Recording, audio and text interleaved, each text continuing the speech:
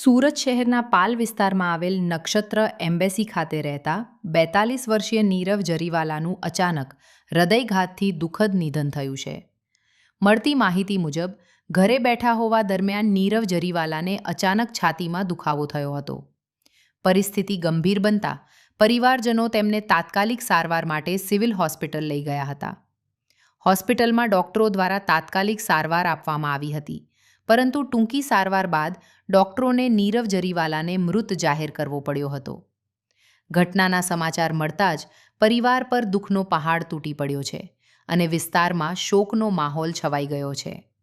ઉલ્લેખનીય છે કે નીરવ જરીવાલાએ તાજેતરમાં જ CA ચાર્ટર્ડ એકાઉન્ટન્ટની પરીક્ષા સફળતાપૂર્વક પાસ કરી હતી. છેલ્લા 15 વર્ષથી તેઓ આ પરીક્ષાની તૈયારી માટે સતત મહેનત કરતા હતા. લાંબા સંઘર્ષ બાદ મળેલી સફળતાની ખુશી વચ્ચે જ આ અણધારી ઘટના બની છે. ઘટનાની જાણ થતાં પાલ પોલીસ હોસ્પિટલ પહોંચી હતી અને મૃતદેહને પોસ્ટમોર્ટમ અર્થે મોકલી આપ્યો છે. પોલીસે અકસ્માત મૃત્યુનો કેસ નોંધાવી વધુ તપાસ શરૂ કરી